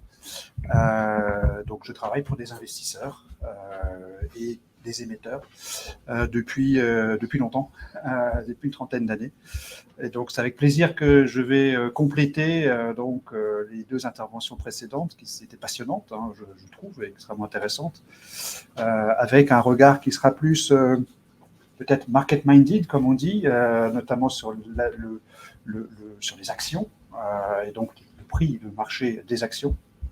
Car mon métier, comme l'indique donc ma baseline, c'est comprendre et anticiper le prix et la valeur des entreprises. Donc le mot entreprise est important, même si je vais beaucoup vous parler de marché et de prix de bourse des actions. C'est vrai que c'est un sujet important parce que on est dans une économie qui est beaucoup plus financiarisée aujourd'hui qu'il y a 25 ans ou qu'il y a 50 ans. Donc, c'est un sujet qui est devenu de plus en plus important donc, pour les entreprises. Je vous propose donc d'évoquer en une vingtaine de minutes à peu près, hein, je ne vous prendrai pas trop de temps, en deux parties. Une première partie, évoquer les faits, déjà, donc ce qu'on constate aujourd'hui, donc c'est en quelque sorte un coup d'œil dans le rétroviseur, savoir ce qui se passe aujourd'hui sur les marchés d'actions, le marché de change, taux d'intérêt, pétrole, matières premières et les profits d'entreprise, parce que c'est un sujet évidemment très très important. Et la deuxième partie sera plutôt mon interprétation, mon analyse de tout ça, qui effectivement sera plus du registre de l'opinion, du modèle interprétatif qu'on peut utiliser pour essayer de comprendre tout ça, pour mettre en musique tout ça et essayer d'avoir une prospective. Mon objectif, notamment vis-à-vis de mes clients investisseurs, étant de leur donner des anticipations de prix de marché, évidemment, et pour les entreprises, des évaluations de leurs entreprises, qui est un sujet différent, qui se réfère beaucoup plus aux éléments fondamentaux de l'entreprise. Donc rapidement, je vais parler surtout à partir de graphiques, hein, parce que il n'y a que comme ça qu'on arrive à attraper l'attention suffisamment longtemps. Le premier point que je voulais aborder aujourd'hui, c'est bien sûr qu'il n'a échappé à personne que les marchés d'actions sont en baisse et qu'ils ont commencé un cycle baissier le 24 février 2022. Alors, pourquoi le 24 février? C'est ce que vous montre ce premier graphique. Le 24 février, on a eu tout simplement un cours spot du CAC 40 qui est passé en dessous donc de sa moyenne mobile 1 an, qui apparaît en bleu. C'est des éléments statistiques extrêmement simples. Hein. Moi, personnellement, même si je suis économiste de formation et un petit peu économètre, j'aime bien les choses simples qu'on peut montrer. Effectivement, un marché qui baisse, c'est un marché, une action qui baisse, le cours d'une action qui baisse, c'est une action qui est en dessous de sa moyenne mobile 1 an. Normalement, une action, c'est fait pour monter, parce qu'une entreprise, c'est fait pour croître. Il se trouve qu'il arrive souvent que les cours soient en dessous de cette moyenne mobile avant, ce qui définit donc une tendance baissière que nous avons donc inaugurée le 24 février de cette année. Vous voyez qu'aujourd'hui même, on perd encore 1% à peu près sur les PMI qui ont été publiés aujourd'hui, qui sont moyens, on va dire, qui confirment que c'est quand même, on est bien dans une logique de ralentissement qui a bien été confirmée par QuantCube, qui est effectivement très impressionnant et nous a donné, je ne sais pas si vous vous souvenez, en toute première partie, les estimations de croissance spot, aujourd'hui, des États-Unis, qui étaient proches de zéro. J'ai retenu surtout ça, et ça me semble important de le comprendre, notamment par rapport donc, au marché actions qui donc aujourd'hui touchent leur plus bas du mois de mars, touchent le plus bas du 7 mars dernier, qui correspondait donc au choc de cette fameuse crise géopolitique, qui est aussi et surtout une crise pétrolière, comme vous l'avez probablement remarqué. Alors, je voulais juste, avec vous, regarder rapidement quelques paramètres factuels récents. La baisse de l'euro, c'est un élément important. Notre monnaie a perdu près de 15% en une année contre le dollar. Donc ça, c'est un élément vraiment important. Je ne vais pas commenter aujourd'hui, interpréter, je vous montre juste ces faits-là pour bien comprendre ce qui se passe. Donc on a un euro qui a perdu près de 15% de sa valeur depuis une année et qui se retrouve à la cave, comme on dit, c'est-à-dire à 1,05. J'ai entendu tout à l'heure une prévision à 1,05, on est à 1,05 et on va aller à parité. Ça me semble relativement évident. Et on va aller probablement en dessous de la parité. Ça ne sera pas un drame national, hein, d'ailleurs. On a fait 0,89 il y a déjà assez longtemps, mais on l'a déjà pratiqué. Donc ça, on le voit bien, un phénomène baissier sur notre monnaie qui est quand même extrêmement impressionnant. Autre phénomène très impressionnant qu'Olivier a rappelé à l'instant, c'est le décalage sur les taux de marché. 200 points de base sur les OAT 10 ans, 300 points de base sur les corporates européens triple B, c'est des chiffres qu'on n'a jamais vus depuis 1994, depuis près de 30 ans. Donc c'est une évolution qu'on a vue aux États-Unis aussi, on le voit sur le graphique du bas, et des taux américains qui ont dépassé allègrement 3%, alors que j'ai entendu un grand stratégiste américain, obligataire bien connu, annoncer il y a 6 mois, 1 an, qu'au-delà de 2%, on ouvre les portes de l'enfer. Donc, nous sommes en enfer en matière de taux. Je pense qu'il faut le dire. C'est vrai que beaucoup de mes, je dirais, confrères sont dans le sell side et peut-être n'osent pas dire les choses parce que leur business model ou leur revenu dépend de l'activité. Et donc, annoncer que les cours vont baisser ou qu'on est en enfer, c'est pas très sympa pour développer le business. Moi, je peux le dire parce que je suis indépendant. Donc, je le dis. Je pense que malheureusement, la situation est compliquée sur les taux. Je reprends ce même graphique sur les taux français, mais pris sur une plus longue période pour vous montrer bien le choc que ça représente aujourd'hui. 200 points de base, 2% complet, c'est un plus haut depuis 10 ans.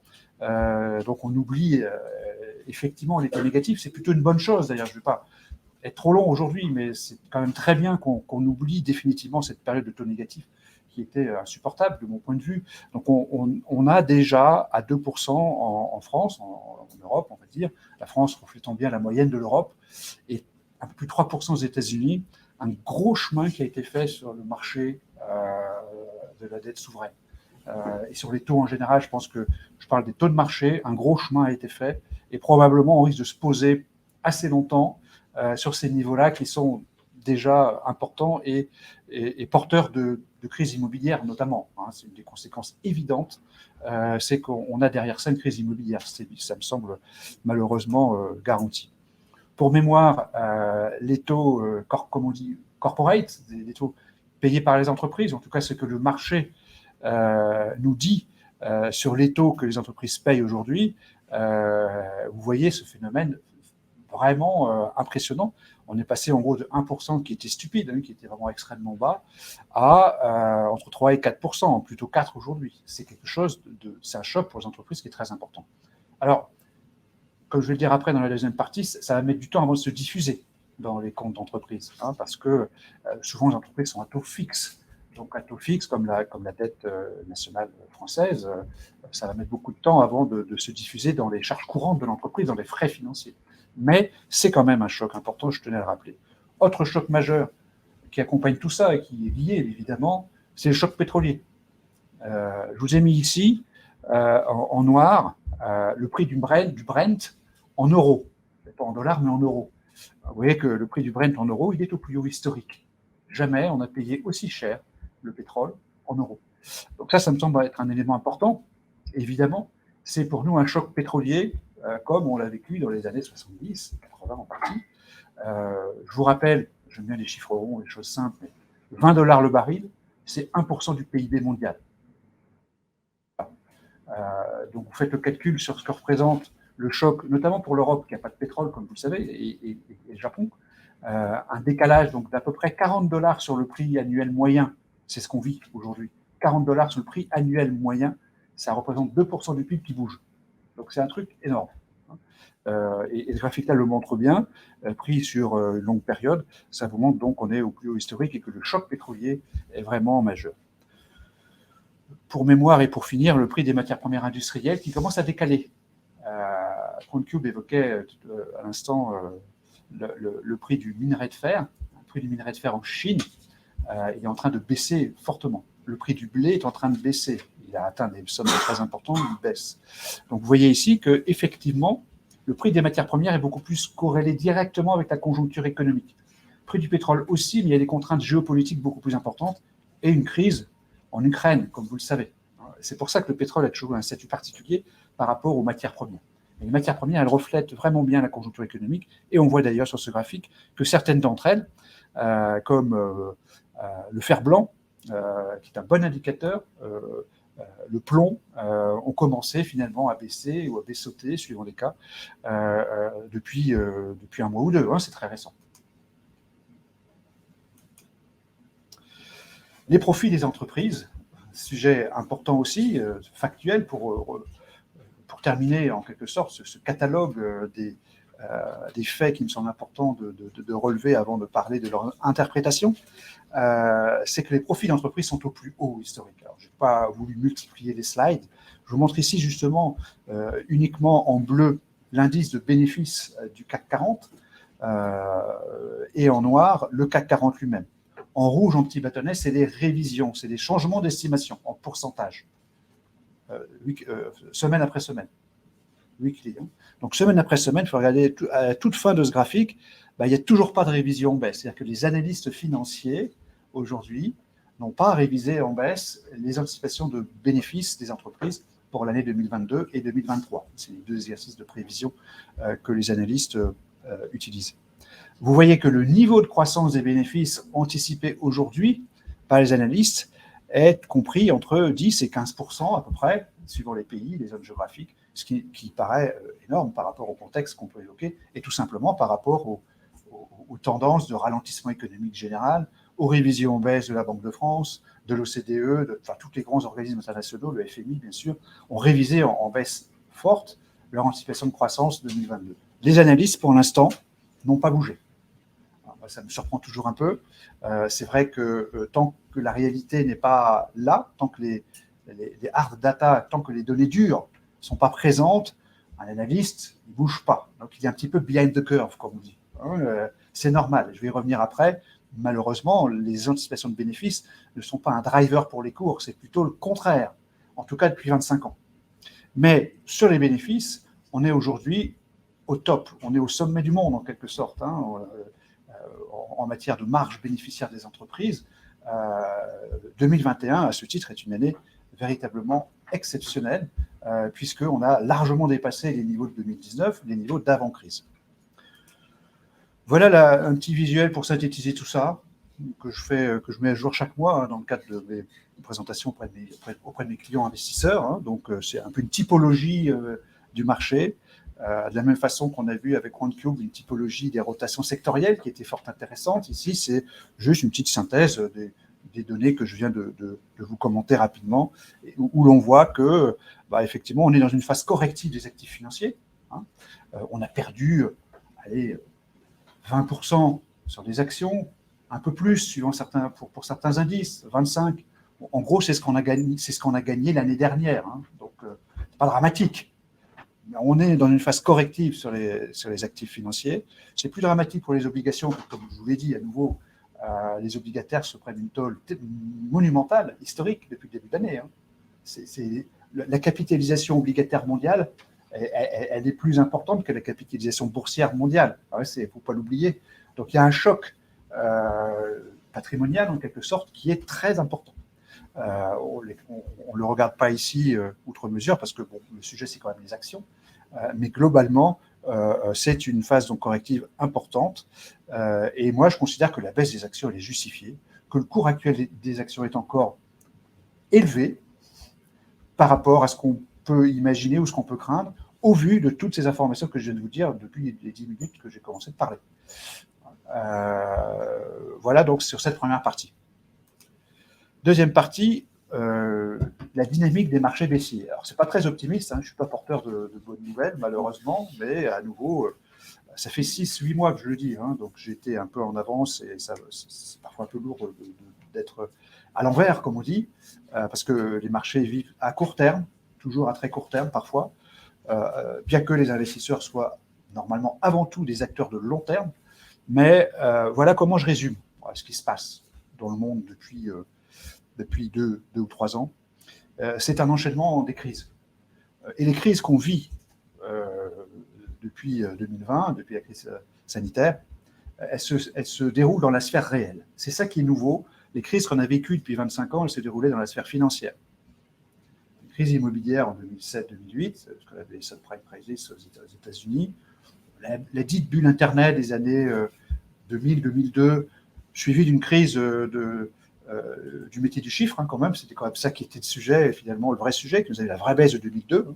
Finalement, le crash Internet n'était pas... Ça concernait le Nasdaq, parfois, c'est de la petite monnaie, entre guillemets. C'est la spéculation. Le vrai sujet était quand même plutôt sur la compta, on va dire. Mais en tout cas, c'est plutôt des crises financières. Ici, on a un retour de la sphère réelle, comme je l'appelle. J'aime bien séparer le monde en sphère réelle, sphère financière, bien que les deux soient totalement imbriqués aujourd'hui. Ça n'a pas toujours été le cas, mais c'est le cas aujourd'hui. En tout cas, les deux crises sont réelles. La première crise, la crise sanitaire, elle est très claire. Un truc qu'on n'a jamais vécu. C'est d'autorité, on arrête l'économie. C'est quand même assez particulier. C'est un choc d'offres. C'est un arrêt total d'activité, totalement inédit. On ne reverra probablement plus jamais ça. C'est comme la guerre. Voilà, c'est ce qu'a dit notre président à l'époque. Nous sommes en guerre. Oui, on arrête tout. Donc c'est très très spécifique, on l'a bien compris. Ça a donné lieu à un effondrement d'activité, puis un rebond tout aussi impressionnant, avec ses conséquences, notamment en termes de prix. Ouais, c'est vrai que ça quand même, c'est un gros stress test pour tout l'appareil productif, tout ça. Ouais, c'est quand même assez lourd. Donc c'est un premier choc vraiment dans le monde réel. Le deuxième choc, il date du 24 février de cette année. C'est un choc géopolitique. C'est une crise géopolitique. C'est un choc de demande. Et c'est un choc pétrolier. Si on veut le résumer, si on veut simplifier les choses, voilà. Vous faisiez votre plein il y a un an, c'était combien? 1,50 ou 1,40 euros le litre. Maintenant, c'est 2 ou 2,20. Hier, j'étais faire un plein à 2,20. C'est quand même beaucoup. Et ça, on le ressent tous. Et donc, ça, c'est une ponction. Voilà, c'est une ponction sur le pouvoir d'achat. C'est très simple à comprendre. La deuxième crise dans la sphère réelle, c'est un choc de demande. C'est un choc de demande, c'est le choc pétrolier. On le voit très bien avec donc la baisse de pouvoir d'achat des ménages, qui donc est venue nourrir en quelque sorte le cycle des crises dans la sphère réelle, que j'ai représenté sur la partie haute de cette page. Alors tout ceci se traduit par de l'inflation, tout simplement. Elle a deux causes, cette inflation. On a d'autres encore, comme a pu le rappeler Olivier. Mais de mon point de vue, deux grandes causes. Un choc d'offres. Donc, il y a l'arrêt total d'activité, la désorganisation du côté donc, de la logistique, notamment chinoise. Et un choc de demande qui est lié au choc pétrolier. C'est-à-dire que les prix du pétrole et des matières premières en général expliquent assez largement donc, la hausse des prix au cours donc, de l'année écoulée. Alors évidemment, cette hausse des prix, elle induit une hausse des taux. On l'a bien vu sur les taux administrés des banques centrales. Et tout ceci pourrait se traduire, ou va se traduire malheureusement, par une crise immobilière. Cette crise immobilière, j'espère, ne sera pas doublée d'une crise financière, mais en tout cas, la crise immobilière me semble malheureusement relativement garantie, en ce sens que ce secteur est confronté à la fois à la hausse des financements, qui est quand même un vrai sujet, d'une part, et d'autre part à la hausse des matériaux de construction, du prix des matériaux de construction. C'est un effet ciseau qui est massif, qui est majeur, et qui donc malheureusement me fait craindre une crise immobilière pour l'année 2023, et donc une crise qui va animer la sphère financière, qui pour l'instant ne souffre pas. Il n'y a pas eu de crise financière aujourd'hui. Alors, je crois qu'il est utile et intéressant de regarder les enseignements du passé, notamment donc, et surtout en matière de crise boursière. Comme je le disais à l'instant, les anticipations de bénéfices ne sont pas forcément des indicateurs avancés des cours, c'est plutôt le contraire. Et j'ai voulu reprendre ici les deux grandes crises depuis 20 ans,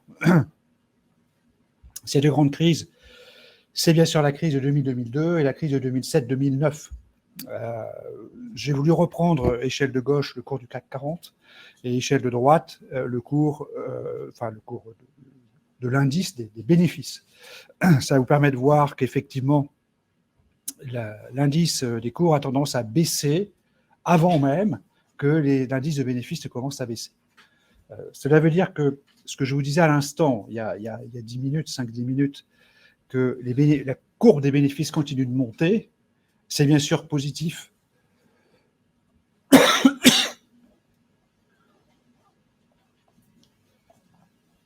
C'est bien sûr positif, mais c'est quelque chose qui n'est pas un indicateur avancé.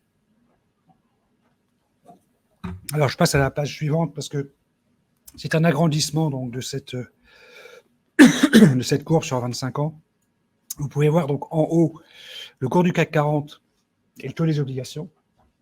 En bas, le bénéfice prospectif des actions du CAC 40 et le cours du CAC 40. Ça vous permet de voir effectivement comment se déroulent ces fameuses crises, avec la première idée qui est que, comme ça s'est passé au cours de l'année 2021, le cours des actions peut monter avec la hausse des taux. C'est ce qu'on a vu au cours de l'année 99 et une partie de l'année 2000. Donc ça remonte donc 20 ans en arrière.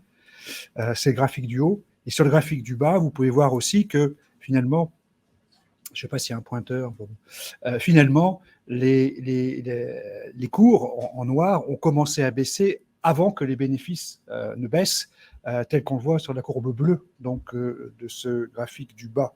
Même chose sur la crise de 2007-2009, où vous pouvez voir aussi qu'en fin de période haussière, les cours des actions montent avec les taux. C'est ce qu'on a vu donc jusque l'été 2007. Et par ailleurs, que les cours du CAC 40 peuvent baisser avant que les BPA ne baissent, comme on le voit donc sur la période, on va dire, mars 2007 jusque le début ou le printemps jusque décembre 2007. Donc on a une période de 6-9 mois où les cours commencent à baisser alors que les bénéfices ne baissent pas. Donc on a là, si vous voulez, un enseignement malheureusement assez clair de l'histoire, c'est que c'est pas parce que les bénéfices sont toujours en hausse, qui est le cas aujourd'hui, qu'il faut forcément penser que les cours vont remonter. Malheureusement, ça peut être le prélude à une baisse des cours. Troisième point qui me semble important à vous dire, c'est que les bénéfices, les profits des entreprises vont être révisés en baisse. Alors pourquoi ? Il y a différents éléments. Les charges des entreprises vont augmenter, d'une part, et d'autre part, les revenus vont baisser. Si en termes économiques, comme Quantcube nous l'a dit et que Olivier nous l'a rappelé, on est plutôt dans une phase au moins de ralentissement, il y a moins d'effet d'échelle, comme on dit, pour les entreprises. Donc on fait moins de profits. Donc effectivement, c'est quelque chose qu'on va malheureusement observer dans le futur. C'est pour ça que je considère qu'on va avoir des révisions de bénéfices en baisse, au titre du ralentissement économique, comme au titre de la hausse des taux. Alors, j'ai regardé plus précisément dans les comptes des entreprises ce que représente finalement la charge d'intérêt en pourcentage des ventes ou en pourcentage de l'EBIT, du résultat d'exploitation, on va dire. Donc, vous voyez, j'ai pris ici donc, les entreprises qui sont les plus sensibles, celles qui sont les plus sensibles à cette hausse des taux future. Elle va être très étalée dans le temps. Ça ne va pas être impacté uniquement cette année. Ça va prendre beaucoup de temps avant que ça impacte les entreprises, mais ça va commencer à les impacter dès 2022. Vous voyez que donc, pour une moyenne, il y a un gros écart entre la moyenne et la médiane parce qu'il y a une grande dispersion dans ces chiffres, notamment sur les charges d'intérêt exprimées en pourcentage des ventes. Mais vous pouvez voir que parmi les sociétés qui sont très sensibles à la hausse des taux d'intérêt ou à la charge financière, on va retrouver JC2Co, Getlink, la compagnie générale de géophysique, Casino, on sait très bien pourquoi, Orpea, Valourec, Unibail, parce que c'est une activité foncière, donc c'est un petit peu particulier, mais ils sont quand même très sensibles, effectivement, à la hausse des taux, ces gens-là, hein, c'est quand même normal.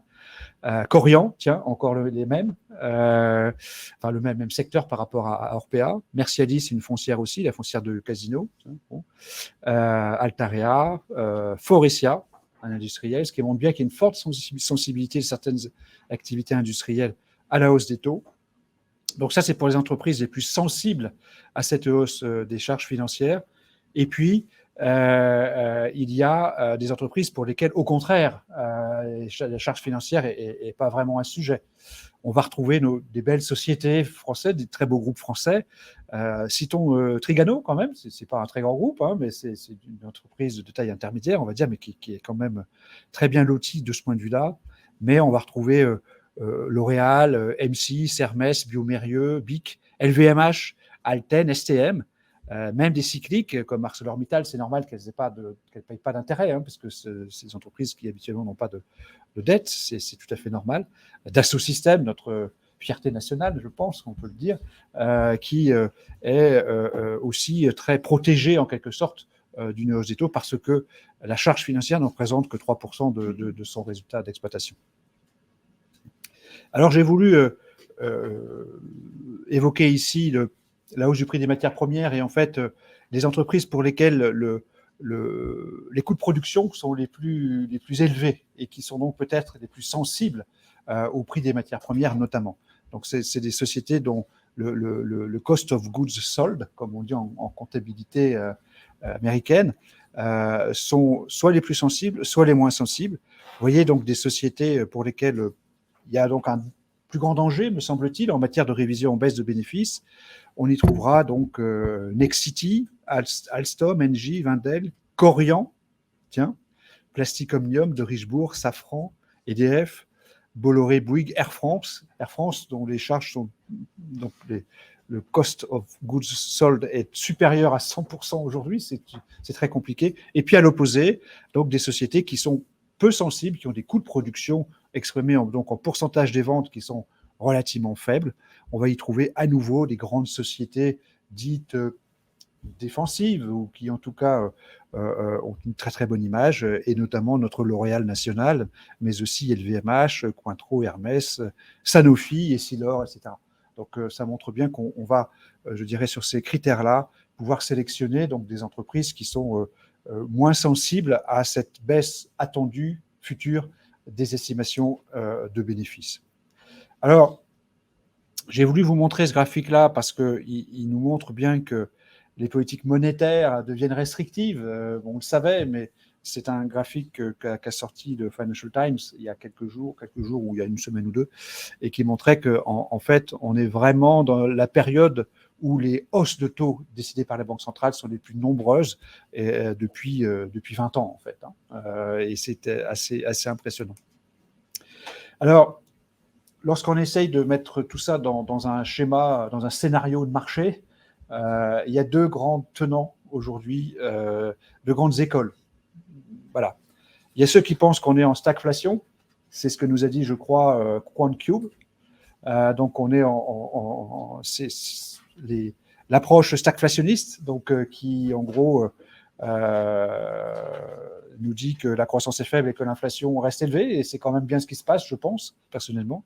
Donc, vous voyez que, d'un point de vue technique, lorsqu'on trace une droite entre les plus hauts depuis, je dirais, le début de cette année, on voit bien une tendance négative. C'est les tenants, je dirais, baissiers de la baisse, de la stagflation. Et puis, il y a les tenants de l'hyperliquidité. À ceux qui pensent que, bon, en gros, la situation est compliquée, mais on sera toujours sauvé par les banques centrales. On va vivre dans un océan de monnaie, ça va continuer. There is no alternative, comme on dit. C'est pas possible autrement. L'hyperliquidité va l'emporter. Et ça, c'est plutôt haussier, évidemment. Donc, je me suis en quelque sorte amusé à relier les points bas qui sont de plus en plus hauts pour indiquer la tendance haussière ou le scénario haussier. Et puis, le scénario baissier, c'est l'inverse, c'est donc les points hauts qui sont de plus en plus bas sur une période plus récente. Le croisement se fait maintenant, ou il s'est fait il y a quelques jours. Donc, on a décroché, on est reparti sur les niveaux les plus bas de cette année. Et de mon point de vue, malheureusement, et au vu de tout ce que je vous ai raconté précédemment, je considère que on va continuer de baisser. que les entreprises vont être confrontées à une baisse continue de leur cours de bourse, de leur valorisation financière, tout simplement. Et donc, je considère que le marché doit baisser.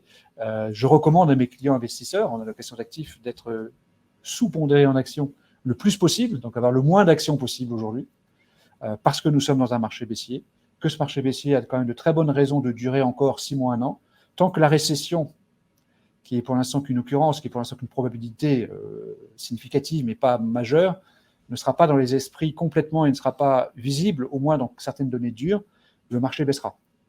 Et je pense que les marchés baissiers ont 2 phases. Une première phase de hausse de taux, une deuxième phase de baisse des bénéfices. La première phase est déjà bien entamée, la seconde est malheureusement pas encore commencée. Et c'est pour cela que je considère que la deuxième partie d'année sera probablement sous le signe des révisions en baisse de bénéfices et d'une poursuite, malheureusement, de cette baisse de marché, qui ne sera pas un drame. Je pense que les crises sont utiles. On n'en a pas eu depuis 12 ans en matière d'action, depuis 2009. Il n'y a pas eu de crise réelle, pas eu de baisse réelle. Donc c'est vrai qu'il faut le dire, et je le dis donc aujourd'hui, les prix vont continuer de baisser très probablement dans les mois qui viennent. Voilà, je vous remercie de votre attention. Je réponds à vos questions si vous en avez. J'ai décalé un petit peu, mais bon, voilà. Merci beaucoup, Monsieur Gallet. On a 2 questions dans le chat.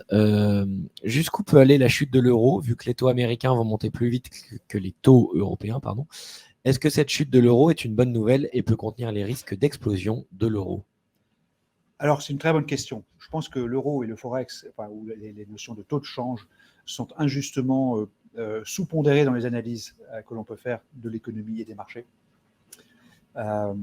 Effectivement, l'euro peut continuer de baisser, peut baisser beaucoup. La baisse est entretenue par des opérations de carry trade, comme on dit, sur les marchés financiers. C'est-à-dire que le taux de change, c'est le plus compliqué à comprendre, parce qu'il y a des motivations réelles et des motivations financières. Motivation financière, le carry trade, c'est qu'en gros, on va emprunter de l'euro à des banques européennes à des taux très très bas pour les prêter en dollars et avoir des rémunérations plus élevées, ou carrément aller acheter des actifs financiers quelconques. Et donc ça a un effet, je dirais, d'accélération baissière sur l'euro et haussière sur le dollar. Donc ça va continuer. La vraie cause de la baisse de l'euro, c'est l'effondrement de l'excédent européen, l'excédent commercial européen. Ça me semble de la balance des paiements européens aussi. C'est un sujet majeur. Et donc ça, c'est pour ça que on vit un véritable tremblement de terre sur les marchés et dans le monde réel, parce que l'Europe perd son statut de zone géographique excédentaire qui poussait à la hausse l'euro et le marque historiquement ou l'euro. Donc là, on se retrouve avec un euro qui peut baisser. C'est pour ça que je considère qu'on peut aller à la parité, voire même en dessous. Il y a de très bonnes raisons pour ça. Ça, c'est le premier point. Deuxième point, c'est que ça nous aide. Bien sûr, ça nous aide. C'est positif. C'est positif pour les entreprises. C'est positif pour Airbus versus Boeing. Alors Boeing a d'autres problèmes, il a d'autres atouts aussi, parce que c'est des plus militaires qu'Airbus, mais c'est vrai que les entreprises exportatrices directes, qui font de l'exportation directe, ont un avantage compétitif beaucoup plus important parce que l'euro baisse. Il y a un avantage de conversion d'état comptable tout simplement. Je faisais hier un travail sur les pharmaceutiques européennes, les grands groupes européens pharmaceutiques pour un client. Et c'est vrai que les grands groupes européens, donc Sanofi, GSK, AstraZeneca, Novartis Roche pour les Suisses, sont tous environ à 40% aux États-Unis. Donc vous avez un effet de change qui fait que la conversion des bénéfices faits sur place en dollars, on les convertit en euros, crée donc une hausse des bénéfices exprimés en euros. Voilà. Donc ça, c'est plutôt positif. On aurait comme autre exemple le fait que, paradoxalement, les actions européennes ont moins baissé que les actions américaines depuis le début de l'année ou depuis le pic de marché. Elles ont moins baissé parce que notre monnaie s'est dépréciée. Et donc, il y a un équilibre qui se fait. Donc, effectivement, c'est un élément important et il faut aussi regarder, notamment en stock picking ou pour les entreprises elles-mêmes, regarder leur exposition au marché américain et leur exposition en dollars. Effectivement. Merci beaucoup. On a une deuxième question. Conseillez-vous de vendre les actions des entreprises ayant une charge de la dette élevée et d'acheter celles qui ont une charge de la dette basse? Alors, la charge de la dette que j'ai évoquée à l'instant, c'est un des nombreux paramètres qu'il faut prendre en compte dans une décision d'investissement, évidemment.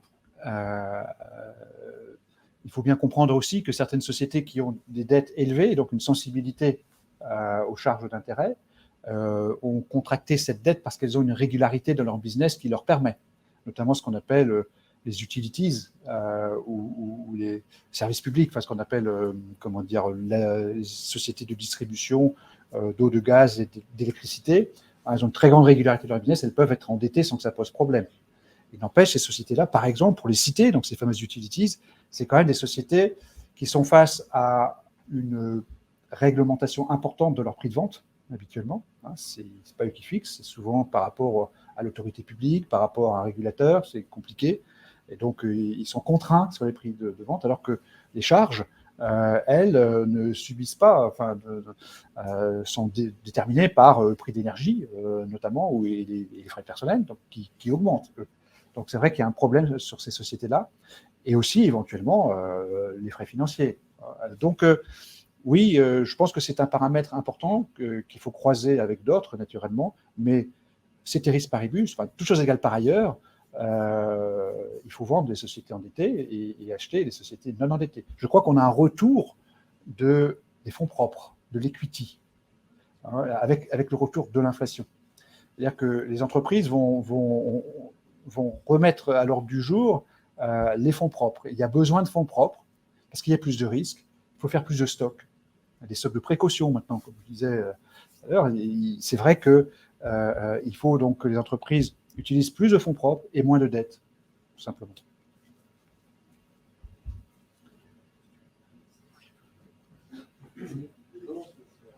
Alors, toujours sur la même question autour de correct, de flexibilisation, une chose qu'on avait fait l'année dernière avec le GPLD avec le Brexit, donc aujourd'hui avec la mobilité. Qu'est-ce que le gouvernement français et l'Union européenne, avec les institutions bancaires bien sûr, s'inquiètent à faire pour rebooster l'euro et limiter les mêmes effets sur les autres paires du Forex? Alors, je pense que la question, si j'ai bien entendu, parce que je suis un peu loin,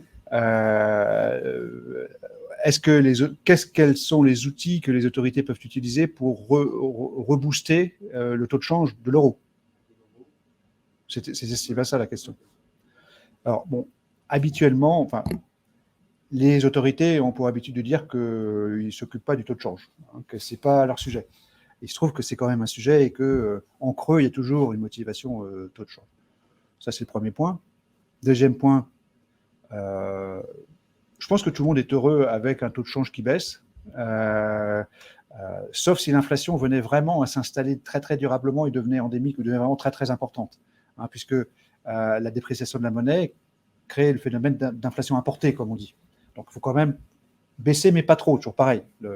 La parfaite raison fuit toute extrémité, comme disait. Donc, il faut que ça baisse, mais pas trop. Donc, je peux répondre comme ça. Après, les phénomènes de hausse ou de baisse ils sont quand même très, très dirigés par les phénomènes de taux d'intérêt à très court terme, avec par exemple carry trade, comme je disais. C'est vraiment ça qui dirige, je crois, à court terme les taux d'intérêt et les taux de change, pardon, le Forex. Donc, c'est très difficile de les contrôler, me semble-t-il. Et ce n'est pas forcément un objectif. On ne va véritablement agir, les autorités vont agir sur le taux de change lorsque vraiment on n'est plus dans la zone de confort, lorsqu'on est vraiment à des niveaux très très élevés ou très très bas. La zone de confort étant relativement large. Moi, je dirais une zone de confort pour l'euro. L'euro estimé en parité de pouvoir d'achat d'après les économistes, c'est très compliqué de déterminer une valeur sur un taux de change, une valeur objective. On estime à 1,20 contre le dollar. On est à 1,05, on est 15% en dessous. Bon, je pense que si on arrivait à 1, on commencerait à se poser des questions. Et puis si on dépassait un 40, un 50, comme on y était en 2008, on était à 1,50, on pourrait se poser des questions. Mais globalement, je pense que c'est vraiment une variable qui résulte de beaucoup d'autres. C'est comme le chômage. On dit qu'est-ce qu'on peut faire contre le chômage? Mais arrêter de parler de chômage. Ça dépend de 50 000 variables. C'est ces 50 000 variables sur lesquelles il faut agir. Et le chômage lui-même résulte de plein de choses. Donc, voilà ce que je peux dire sur ce sujet-là. En ce qui concerne donc le taux de change, je pense qu'il n'y a pas de politique publique, ou peu de politique publique sur le taux de change, sauf quand on est vraiment à des niveaux extrêmement bas. La question va peut-être se poser pour le yen, puisque le yen a considérablement baissé. La banque centrale japonaise a une politique très particulière, puisqu'elle continue à faire du quantitative easing massif, d'une façon extraordinairement importante, et ce qui a pour effet de faire chuter le yen, parce que son objectif, c'est de maintenir le taux à 10 ans autour de 0, enfin 0,2, je ne sais pas comment on est. Et ça risque de poser un problème à terme au Japon. Mais bon, voilà, ça fait partie du feuilleton des marchés financiers et tous ces sujets passionnants, mais celui-là est pas mal quand même. Merci pour votre réponse. On a une dernière question dans le chat, une question de Sidi Diakité. Merci beaucoup aux intervenants. Pensez-vous que la crise financière à venir risque d'être plus longue compte tenu de la fragilité des entreprises au sortir de la crise financière? Alors, la durée et l'intensité, voilà, c'est en termes mathématiques, on peut.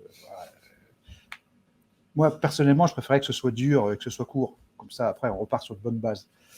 La durée des crises antérieures, je parle en termes boursiers, mais bon, c'est 18 mois en moyenne. 12 à 18 mois. Donc, je pense que probablement,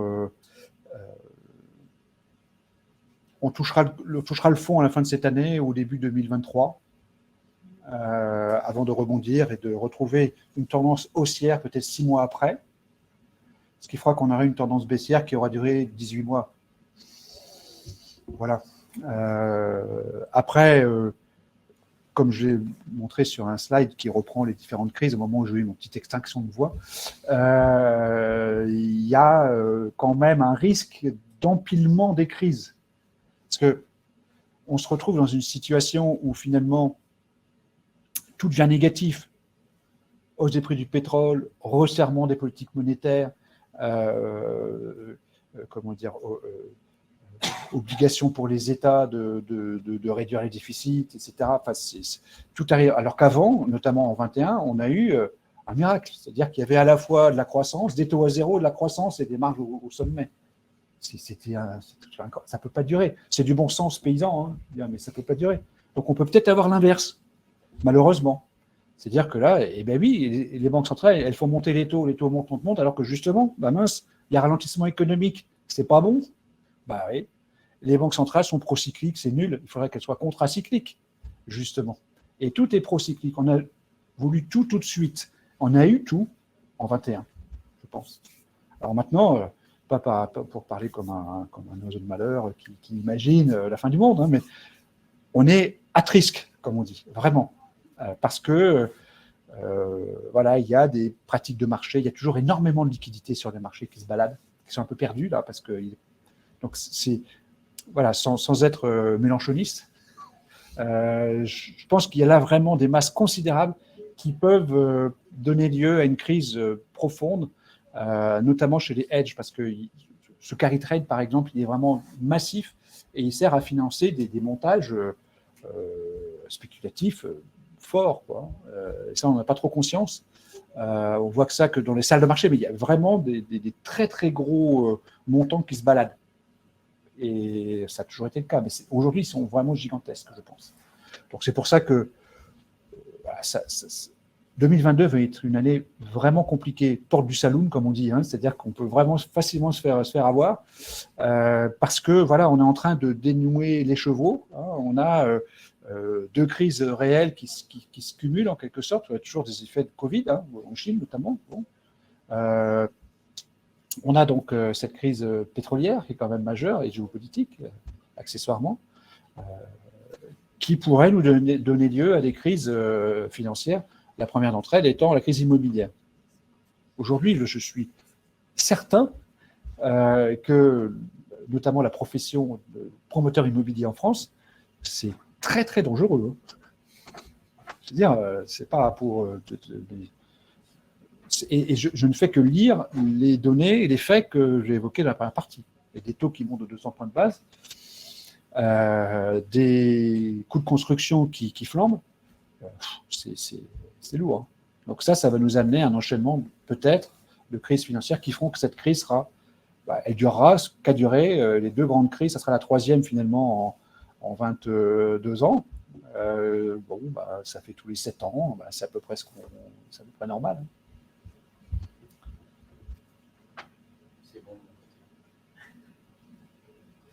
Merci beaucoup pour votre attention.